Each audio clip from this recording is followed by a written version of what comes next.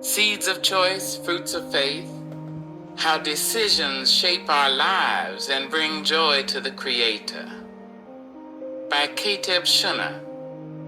Life has a funny way of tossing choices at you when you least expect it. Some feel like deciding what to eat for lunch, and some hit you like a tidal wave that could shift everything in your life. I've come to see that decisions aren't just little actions, they're seeds. Some seeds grow into fruit that nourishes not only you, but everyone around you. Others, well, they sprout weeds that strangle and trip you up. And the Creator, thankfully, doesn't leave us to guess which is which. He gave us His Word, His will, and His guidance. His Word is His will, and His will is His Word. That's the compass, the yardstick, the GPS that never goes haywire even when my own sense of direction does. I didn't always understand this. I grew up as the youngest grandchild, quiet, watching life from the sidelines. My mother, Marva, was this powerhouse of discipline, faith, and practicality all rolled into one. She managed real estate, her commitments in church, and somehow still carried this air of authority mixed with grace. She didn't have many friends, but her spirit was huge, and the lessons she gave about responsibility, about integrity, stuck. Then there was my grandmother Celestine, seasoned and wise, with a voice that could calm or command, sometimes both at the same time. She'd take me fishing or crabbing with my grandfather, and in those quiet, still moments by the water, I didn't know it then, but I was learning patience, observation, and the subtle ways the Creator speaks when you're listening. Choices have a way of sneaking up on you, though. Some are obvious, like taking a new job or moving across town. Others are quiet, how you talk to someone when you're exhausted, how you spend a little money when no one's watching, or whether you forgive or hold a grudge. Every choice leads somewhere, and I've learned that decisions made outside the Creator's Word are like knockoff shoes, flashy for a moment, but eventually they'll leave you limping. But the ones aligned with Him, they might not look flashy, but they last. They carry His purpose, lean on His strength, and bring glory to Him, not to me. There's this story I hold close, a piece of folklore about a weaver. He lived in a small riverside village known for weaving the finest cloth. One day, two strangers came with requests. One asked for a cloth of gold, bright, bold, flashy, sure to impress. The other asked for a plain cloth, sturdy, meant to wrap children, protect travelers, and last for generations.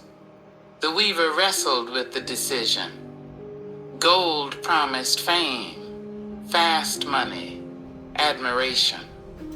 The plain cloth promised usefulness, endurance, and quiet service. After many sleepless nights, he chose the humble cloth. Years later, the golden fabric was gone, faded and forgotten, but the humble cloth, it was still warming babies, still wrapping travelers, still serving generations. The villagers said, the weaver chose what made the Creator smile, and that is why His work never faded.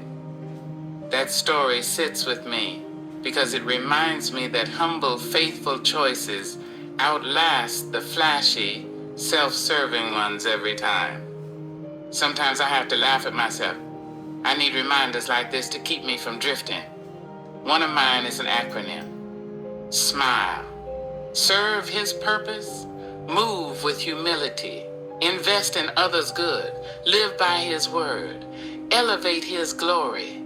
If a decision checks off those boxes, I know the Creator is smiling too. And honestly, if it only makes me happy but would make Him frown, I've clearly missed the point.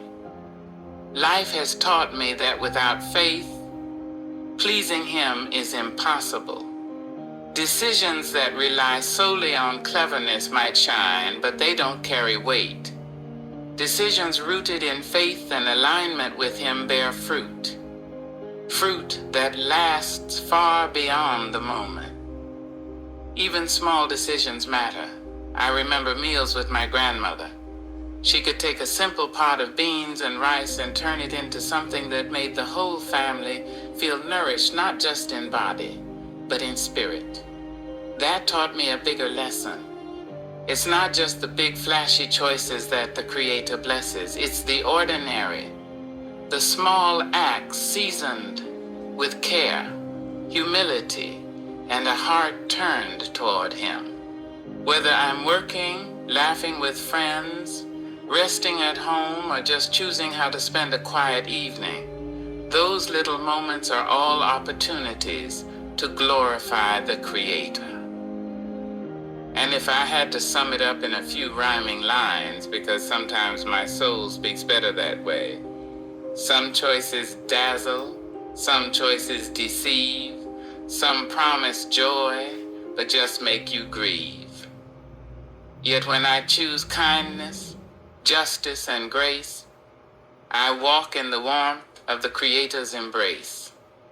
When pride calls loud with its glitter and show, it fades like smoke when the strong winds blow. But the path of mercy, steady and true, leads me to blessings both old and new. So I'll stop, I'll pray, I'll humbly ask before I dive headfirst into a task. And if what I choose brings the Creator delight, I'll walk with His favor, my steps made right. The bottom line is this: don't rush through your choices and don't skim past them like they're lines on a page or notifications on your phone. Let them linger. Ask yourself, will this make the Creator smile?